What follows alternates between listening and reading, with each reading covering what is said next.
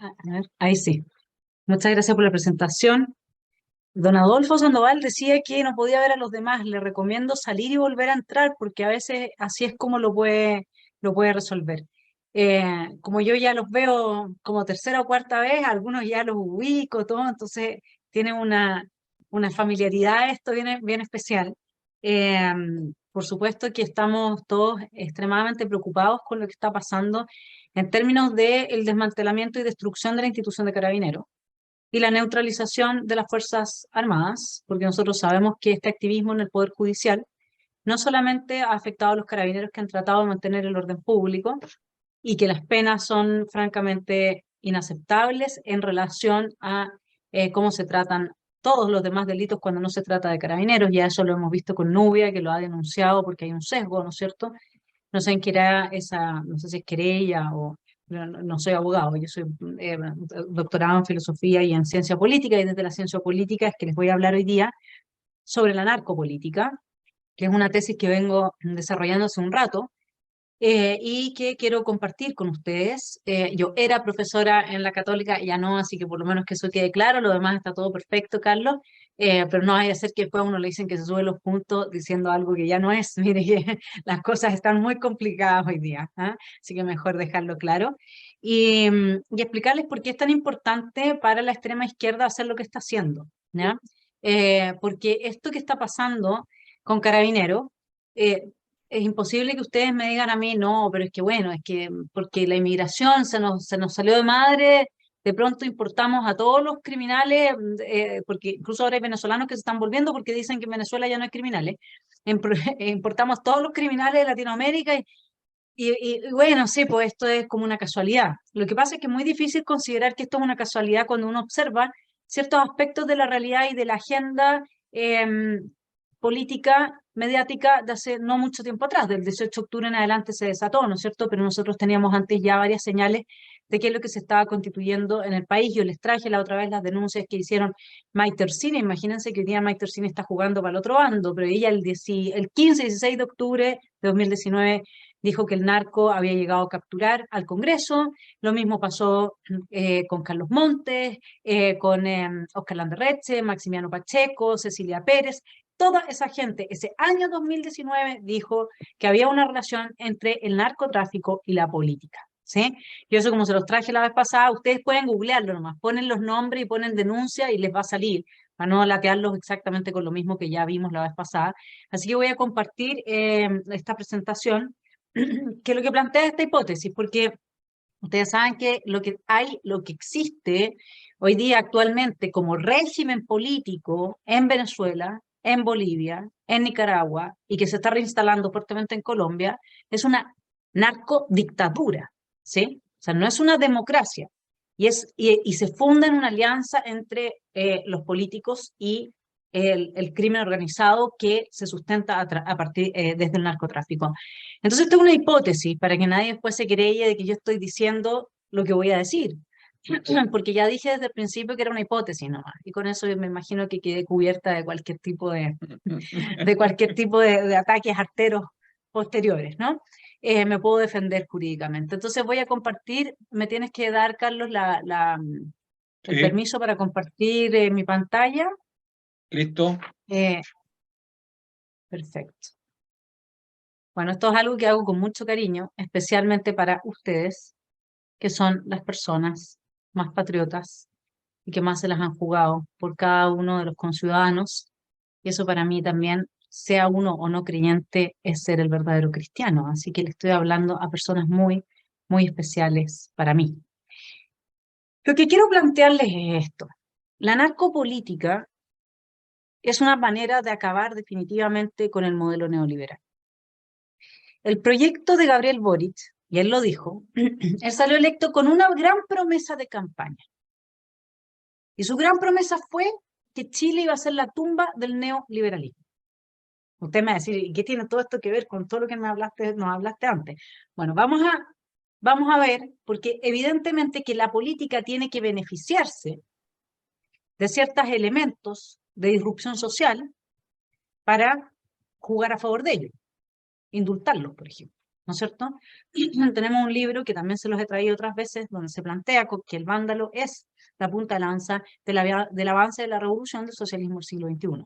Si quieren la referencia, después se les puedo dar.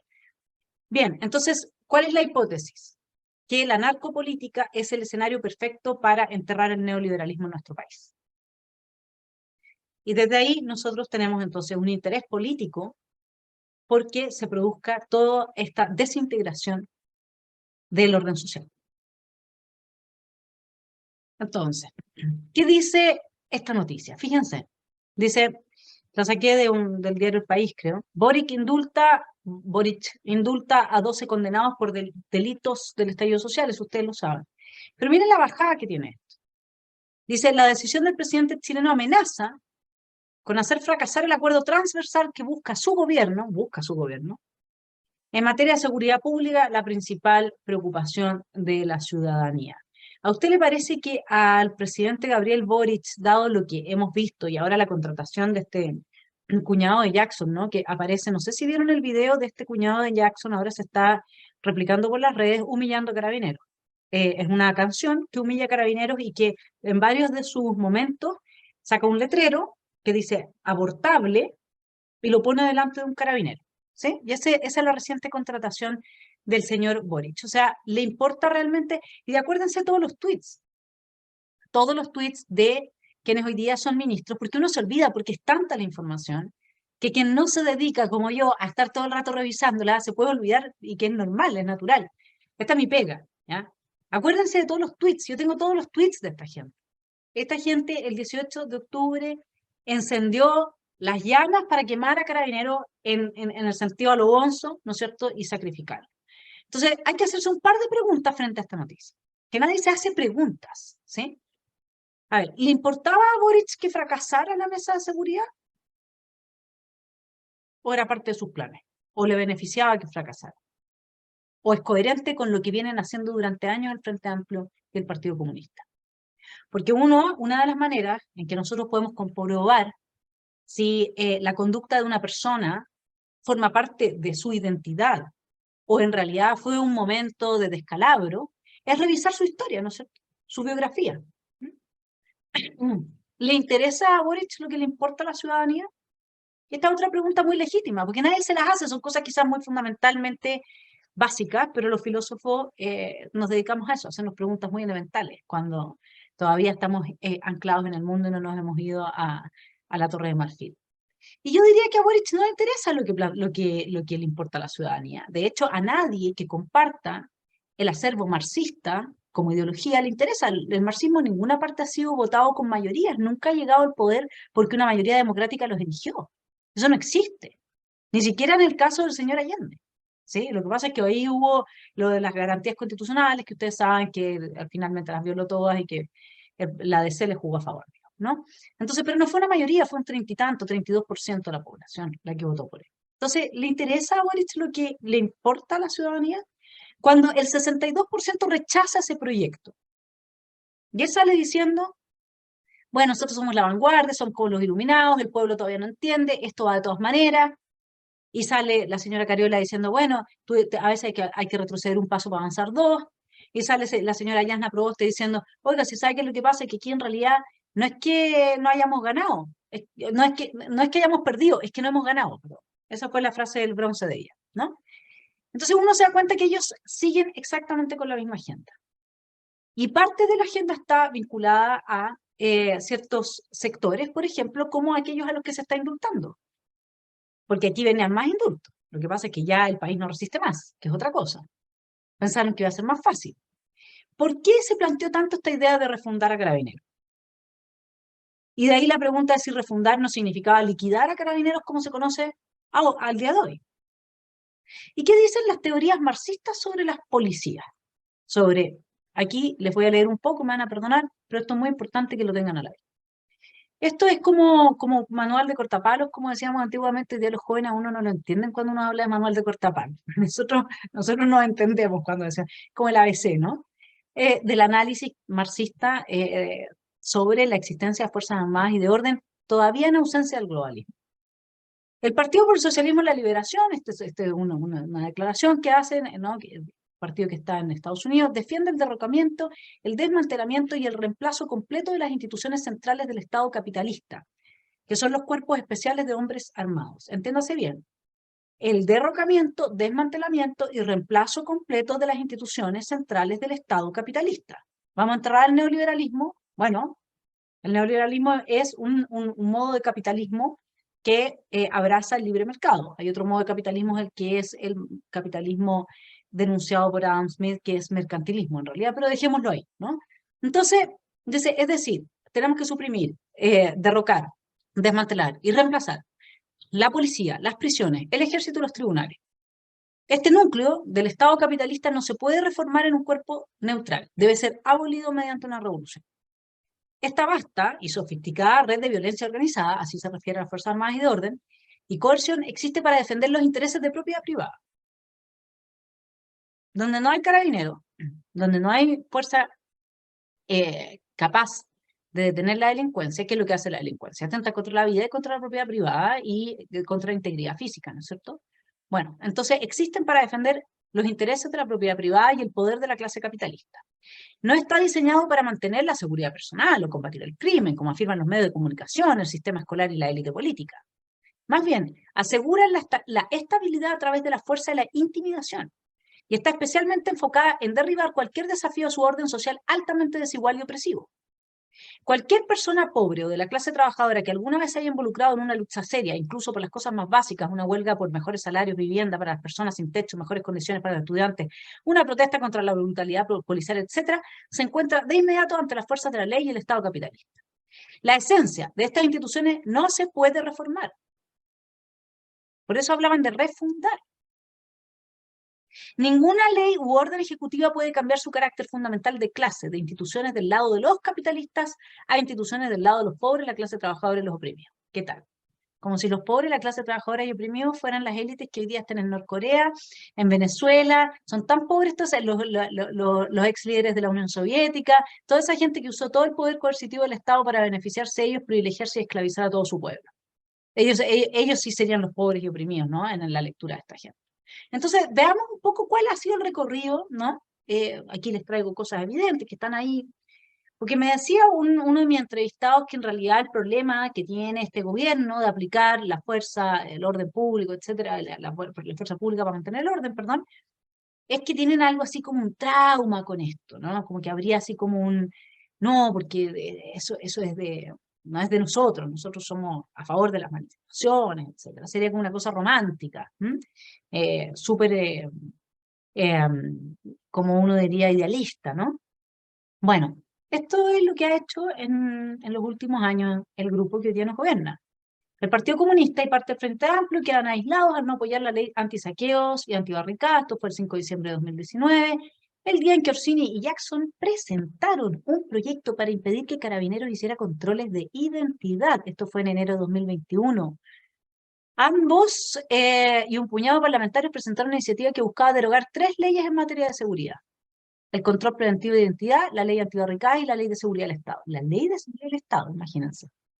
A 2 años del intento del Frente Amplio por dejar sin efecto estas herramientas de seguridad, ahora el gobierno las impulsa, bueno, las impulsa tanto en su mesa de seguridad que le dio lo mismo indultar y que la mesa de seguridad se desarmara, que era obvio, ¿no? O sea, ¿cómo estará preocupado el gobierno por las medidas de seguridad? Además de las votaciones hoy día con la ley Naim, etcétera, ¿no? Todos los comunistas votaron en contra o se abstuvieron. Narcotráfico, portonazos y crimen organizado. Los énfasis de la cuenta pública que Boric y sus ministros rechazaron como diputados. Tanto él como Giorgio Jackson, Camila Vallejo y Maya Fernández cerraron la puerta a importantes, Maya Fernández, ministra de Defensa, a importantes proyectos de ley que combatían de manera frontal la delincuencia.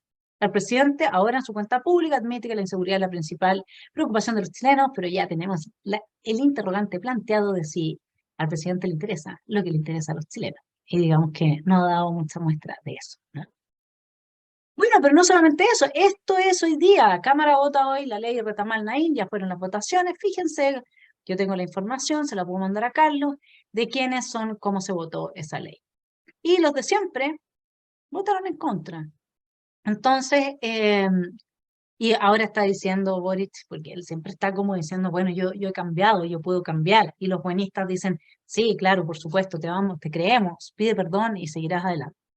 Bueno, y ahora metieron a presidente Piñera en el baile para al expresidente Piñera, que les puede caer bien o mal, a mí no me cae muy bien, en muchos sentidos, en otros sé que no le tocó fácil, no sé cómo lo hubiéramos enfrentado cada uno de nosotros, con los organismos internacionales encima, evitando que se pueda realmente controlar el descalabro producido por grupos revolucionarios amparados por el malestar de la gente.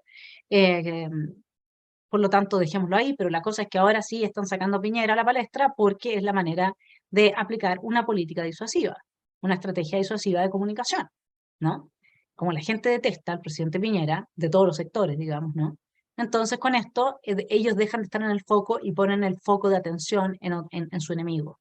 ¿Mm? Esto todo es parte de estrategias comunicacionales muy bien estudiadas y muy bien trabajadas. ¿Cómo puede la narcopolítica, vamos al meollo del asunto, servir al entierro del modelo neoliberal? El Estado de Derecho es que es lo que destruye la narcopolítica, porque la narcopolítica corrompe. La narcopolítica es la corrupción de la política por parte del narco. Y nosotros sabemos muy bien que no solamente afecta a la política, también afecta a jueces, afecta después a miembros de las Fuerzas Armadas, de carabineros, etc. O sea, esto es un cáncer que empieza a avanzar y empieza a corroer la sociedad por dentro. Es muy difícil detener esto después. Entonces, y en la medida en que hay más crisis económica, la gente está más dispuesta a corromperse porque tiene necesidad o porque tiene hambre. ¿Sí? Bueno, el Estado de Derecho es el principio de gobernanza de los Estados miembros que contiene los siguientes elementos. Todas las personas, instituciones y entidades están sujetas al cumplimiento de la ley. La ley es respetuosa de los derechos humanos, la ley se aplica en forma equitativa, justa y eficiente. Es decir, todas las personas de derecho público y de derecho privado estamos sujetas al cumplimiento de la ley. Pero ¿qué es lo que ha pasado en Chile? En Chile, vamos a revisar, según los estándares de la ciencia política, cuáles son las características de un Estado fallido, es decir, donde no se cumple el Estado de Derecho. Corrupción política e ineficacia judicial. Sobrepoblación y contaminación. Altos niveles de criminalidad, delincuencia organizada e inseguridad ciudadana. Altos niveles de terrorismo y narcotráfico. Ustedes vieron que nosotros ahora estamos el segundo país con mayor terrorismo en Latinoamérica, según un informe elaborado en Australia, es Chile. Si no me equivoco el país, eso está en el libro. Altos niveles de informalidad, pobreza y pobreza extrema. Para allá vamos. Esto, cada día se suma un pobre más también, o una familia de pobres. Gran parte de la población viviendo en asentamientos irregulares, eso se logró con la inmigración desenfrenada, crisis económica, inflación y desempleo, ni que les digo. Fuga de los talentos, eso ya se da fuertemente. Bajo porcentaje de personas con educación superior, para allá vamos, porque hoy día ir a la universidad no es certificado de que uno haya aprendido nada, porque es más importante aprender lenguaje inclusivo y el cuerpo es mi cuerpo y es mi derecho y esas cosas así, pasárselas protestando, que sacar un título y estudiar y realmente esforzarse. Gran parte de la población con primaria o secundaria incompleta, ¿qué tal? Con los índices de deserción escolar que tenemos hoy día, esto se está fabricando. Esto se está produciendo todas estas condiciones, algunas ya están y otras están a medio camino. Pérdida de control físico del territorio del monopolio en el uso legítimo de la fuerza, eso es lo más grave y eso debería estar en primer lugar. Porque un Estado-nación no existe. O sea, si vamos a hablar de un Estado fallido, bueno, un Estado-nación que no detenta el monopolio y en el uso legítimo de la fuerza no existe. ¿No es cierto? Incapacidad de responder a emergencias nacionales, vulnerabilidad frente a desastres naturales, no podría decir que una emergencia local, pero que puede llegar a niveles nacionales. Fue el funeral narco el otro día en Valparaíso. Ahí no hubo ninguna capacidad de responder a esa emergencia, ¿no? Incapacidad para suministrar servicios básicos, al sector de la salud pública, que hoy día está peor que nunca. Y la provisión de seguridad, por supuesto, con las leyes que tenemos en contra de carabineros y de las Fuerzas Armadas y los jueces activistas. Incapacidad para interactuar con otros estados, bueno, como miembro de la comunidad internacional. Y tenemos que Puerto de San Antonio es catalogado mundialmente por la ONU como el principal punto del traslado de drogas. Y eso que la ONU es de izquierda, o sea, está habitada por puros agentes de la izquierda y extrema izquierda. Y ahí tenemos, es nuestro Puerto de San Antonio, ni más ni menos. Entonces, Veamos, ¿existe algo así o se podría plantear la hipótesis o es razonable plantear la hipótesis de una narcopolítica? ¿Es razonable? Esa es toda la pregunta. Y acá les traje un cuadrito. Dice, ¿cómo votaron Gabriel Boric y sus miembros? Robo de madera. En contra, la segunda vez en contra, ley Naín en contra, ley Juan Barros en contra, renuncia expresa a la violencia del partido en contra, persecución de narcotraficantes se abstiene, protección de infraestructura de crítica en contra, ley antiportonazo en contra, sanción de la delincuencia organizada se abstiene. Maya Fernández, que es la otra persona que me interesa fundamentalmente de este recuadro, en contra todas las primeras, a favor solamente la persecución de narcotraficantes, luego la protección de infraestructura crítica en contra. ¿Ustedes saben lo que es eso? O sea, el día que nos toque la infraestructura crítica, el país se quiebra en pedazos. No votó la ley antiportonazo y se abstuvo en la sanción de delincuencia organizada. Y aquí está Marcela Hernando, Miguel Crispi, Giorgio Jackson, Camila Vallejo, en la misma tónica. Y lo de hoy no fue distinto de eso.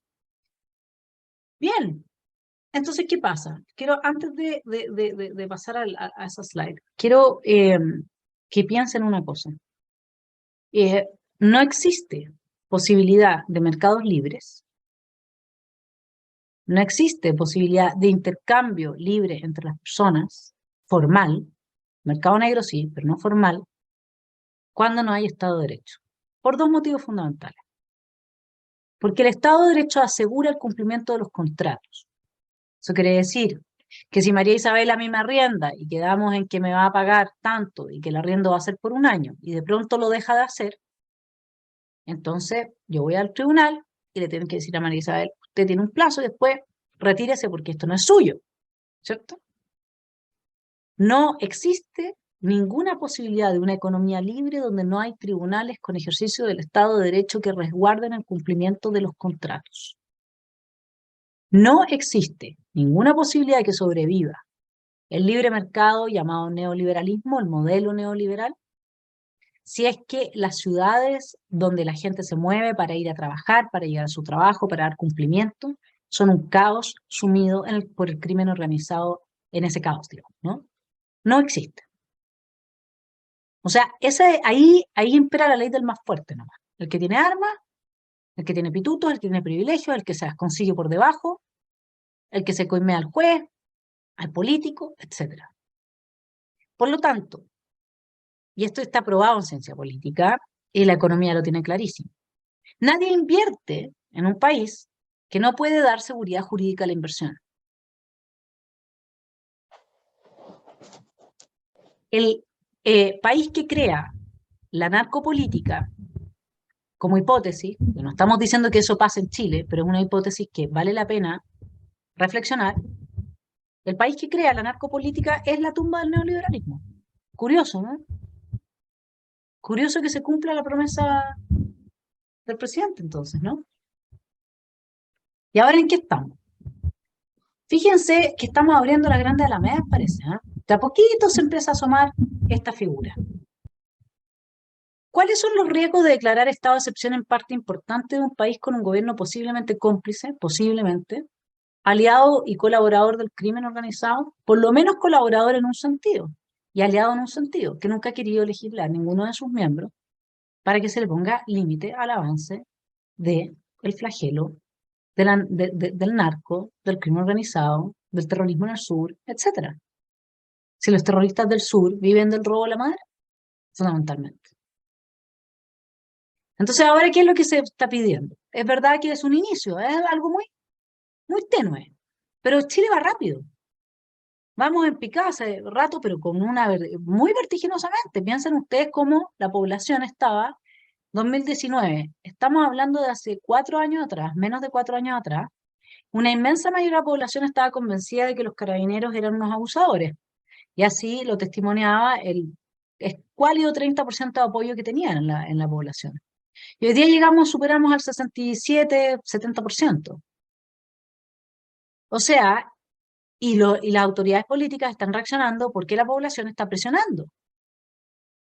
Por eso es tan importante ir y votar y elegir consejeros para que esos consejeros representen la voz de los que somos sin voz, que somos todos los que no estuvimos representados en el Frankenstein constituyente anterior, porque justamente 1,5 millones de votos de la derecha no fue a votar, porque eran pymes y tuvieron justo un día para estar con su familia y prefirieron eso antes que ir a votar y castigar a Piñera. Bueno, nosotros necesitamos, con independencia que rechacemos el proyecto al final, porque con estos bordes constitucionales creo que no va a quedar otra opción, pero nosotros necesitamos que hayan voces hablando en nuestro lenguaje, porque la política es eso. La política es la guerra de las palabras, y donde una voz se silencia, no existe, no existe esa posición. Entonces, esto es muy, muy complicado lo que se está planteando acá. Y ustedes lo ven en las dos fotos que le estoy planteando, poniendo. Es muy complicado que se empiece a hablar, además con la regla del uso de la fuerza que ustedes bien saben que neutraliza cualquier posibilidad de las Fuerzas Armadas y de orden de realmente controlar cualquier situación. O sea, casi como pegarse un tiro en el pie para las Fuerzas Armadas y de orden si es que declaran estado de excepción, estos estados de excepciones bajo las RUF, ¿no es cierto? Y más encima que son más o menos intermedios, que es por aquí, por allá, pero no se vaya a meter allá. ¿Y por qué tienen que ser así como intermedios? Claro, ¿no? Temucuicui no debería haber sido ya barrida, digamos, si es que uno sabe que ahí es donde, desde ahí es donde opera el narcoterrorismo. ¿Y por qué no se autoriza eso? Entonces, todas esas cosas son preguntas, ¿ah? Yo obviamente que estoy haciendo preguntas y estoy hablando de hipótesis. Pero cuando aquí vienen un diputado y un senador, hablar de que se declare estado de excepción Valparaíso y Santiago, ¿se pueden imaginar? Santiago se declara el estado de excepción. Y todo este control sobre la población es dirigido ni más ni menos por esos políticos que vimos. Nunca han legislado a favor de la paz y el orden público. Esto es algo muy grave lo que se está planteando acá. Y no voy a entrar en la otra foto, porque ustedes entienden mucho mejor que yo el significado de eso. Entonces, no vaya a ser que aquí además la estrategia está que después del caos, que esto también forma parte de la estrategia de la extrema izquierda, cuando generas un caos muy grande en la sociedad, se llame al dictador tirano de izquierda, para que ponga orden. Y entonces ya como la ciudadanía está legitimando cualquier cosa en pos del orden, se usa la fuerza, no son precisamente coherentes con el amor a la patria. Son preguntas nomás, digo yo. Y aquí tenemos otra cosa que es, que lo mencionábamos al principio, su presidente lo mencionó, el activismo jurídico. Cuando yo le pongo estas dos fotos, sé que son más o menos antiguas, pero es más o menos de la misma época. La fiscal Chong con 8 años de cárcel para el carabinero Zamora, y el papá del carabinero Florido se tuvo que ir a querellar porque los jueces liberaron al acusado del crimen de su hijo. Además de que Carabineros, como ya sabemos, no tiene ninguna protección legal, etcétera. ¿Qué significa eso? Que Carabineros se tenga que pagar a sus propios abogados y que se falle de esta manera y que tengamos jueces haciendo esto. ¿Quiénes son esos jueces? Además de la fiscal Chong, Urrutia y un par más que uno sabe. Nosotros debemos tener una lista y hacerle un seguimiento igual como lo hacemos con los políticos. Porque hoy día como los políticos evaden todo tipo de responsabilidades, los dejan las decisiones en manos de los jueces. Y los jueces resulta que no están decidiendo muy a favor de la conservación del Estado de Chile y su institucionalidad. No estoy hablando de todos, estoy hablando de los que son activistas, obviamente. Pero luego, además, lo que pasó con el fiscal nacional, que le quita el respaldo a Carter, y no solamente eso, con la destrucción de las casas de los narcos, y no solamente eso, sino que además abre sumario para el fiscal que le estaba pasando la información cuando todo era transparente y estaba abiertamente dicho y todo. Según Carter, que recibe un telefonazo el fiscal nacional. Entonces ahora Carter no puede combatir en la Florida el crimen organizado usando ese resquicio legal para destruir y demoler sus centros de operaciones. Entonces, ¿a favor de quién está jugando este gobierno? Yo vuelvo a preguntar porque a uno le cuesta aceptarlo, de que quizás la hipótesis sí es posible. Pero yo creo que más claro echarle agua, pero es una hipótesis nomás. O sea, el fiscal nacional dijo en la mañana que estaba muy bien lo que estaba haciendo Carter y en la tarde abrió sumario y cerró la posibilidad al alcalde de combatir el narcotráfico. ¿Qué significa eso en términos políticos? O sea, cualquier persona que vea esto no tiene que haber estudiado ciencia política. Dice, cuando el río suena es porque piedras trae. Es muy raro esto, ¿no? Además de el prontuario que les mostré de votaciones de antiguas de quienes hoy día nos gobiernan. Siempre a favor de la impunidad. Siempre en contra del Estado de Derecho. Siempre en contra para diluir y destruir el monopolio del uso de la fuerza.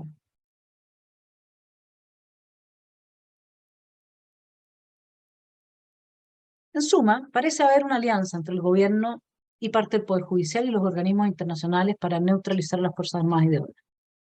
Esta ideología se llama global. Y ya dijo la Silvia Rux, ¿no es cierto?, que nosotros éramos como una especie, que es la representante de la ONU en Chile, una especie de probeta de ensayo de experimento. Por eso es que la ONU apoyaba, acuérdense que ese mamarracho, la ONU lo apoyó. La ONU fue parte de quienes contribuyeron a su redacción. ¿Y quienes impidieron, bajo la extorsión de acusarlo de violador a los derechos humanos, que bajo el gobierno del señor Piñera se pudiese restablecer el orden público? Organismos internacionales, en colusión con el INDH, que no se olviden de Mico, lo que él denunció, ¿no? Entonces, Human Rights Watch, ¿no? En Chile se han registrado graves violaciones a los derechos humanos y el señor Gabriel Boric diciendo que había que refundar Carabineros de Chile, ¿no? Por las graves violaciones a los derechos humanos. Si se revisan los casos estudiados, incluso por el INDH, el Poder Judicial, etcétera, es re poco a lo que se ha llegado en términos de que a alguien se le ha escapado la cacharra realmente y haya cometido lo que se llama la violación de los derechos humanos de algún ciudadano que estuviera protestando, etcétera. Todavía no demuestran ni un caso, a mí por lo menos, ni un caso en que eso haya pasado realmente. Pero nos hemos tragado todo este tongo e internacionalmente se ha extorsionado a los gobiernos, al gobierno de Piñera, y cualquier gobierno que salga se lo extorsiona con eso. Y yo esto lo hablé con Jaime Rabinet en una entrevista que le hice la semana pasada. Dije, ¿qué pasa si es que tenemos un nuevo gobierno que no es de este signo político y quiere controlar todo este desastre? Porque esto ya lo tenemos acá. A esto ya hay que entrar a hacerse cargo. Esto ya no es, mira, voy a evitar. No, aquí hay que entrar digamos, a quebrar huevos, por decirlo, ¿no? Bueno, él me dijo, se hace lo que hay que hacer, y si hay que disparar, hay que disparar, y si hay que asumir las consecuencias, hay que asumirlas. No es un discurso que oigamos muy a menudo, ¿no? Y aquí les traigo finalmente una especie como de mapa, ¿no? Mapa mediático de lo que, eh, de las redes que uno observa sin saber más, porque yo no tengo información privilegiada, esto lo veo simplemente en las noticias. Entonces, los estrechos lazos entre las FARC y el Partido Comunista Chileno, plasmados casi en 300 correos que Bachelet nunca quiso investigar. Eso está ahí, viernes 31 de julio de 2015. FARC y el Partido Comunista. Estallido social, entonces, Gutiérrez, tenía vínculos con la primera línea. Lo pillaron. ¿A cuántos más? ¿Mm? La fundación, bueno, y acá entonces Boric tiene un enlace que se reúne en Caracas con Maduro, que es esta Doris González, que vocera la campaña de Maduro y perdón, de Boric y se está abrazando con Maduro. Y Maduro, ustedes saben que es el descendiente de Chávez, ¿no? O sea, es narcodictadura. Y a estos señores le financiaron a Podemos, que es el equivalente al Frente Amplio en España, 3,7 millones de euros en 10 años para sus campañas. Y estos señores de acá, de España, son los que desde los organismos internacionales nos vienen a imponer la Agenda 2030 para disolver el Estado-Nación. Eso ya implica un curso más amplio para la comprensión de eso, pero yo voy haciendo en el canal, los dejo invitados a suscribirse, a ver las entrevistas. La próxima semana quiero llevar a alguien sobre globalismo. Esta semana está Orlando Sáenz, hablando justamente de lo que es toda esta situación que se está generando y la incapacidad del gobierno de poner mano dura. Pero esto no es incapacidad, ni tampoco es un tema de complejo, porque lo que yo les traje acá es simplemente la biografía mediática de esta gente, de cómo ha fallado, o sea, de cómo ha votado las leyes. Esto que estamos viendo acá está perfectamente vinculado. Pablo Iglesias vino aquí a decir que las fake news fueron las que lograron la gran victoria del rechazo, ¿no es cierto? Y son íntimos con el Frente Amplio, Podemos. Y resulta que a Podemos lo financia Chávez durante 10 años, y el señor Boric tiene a su vocera de campaña íntima amiga de Maduro. Y tenemos a las FARC vinculadas con el Partido Comunista, y luego el botón, así como la guinda de la torta, este señor Gutiérrez, eh, vinculado a los de la primera línea. Yo creo que más, o sea, yo no he hecho no soy de ningún organismo de inteligencia, pero esto a mí me deja la película bastante clara. Eso es lo que tenía para aportarles hoy. Espero que les haya servido para sus propios análisis.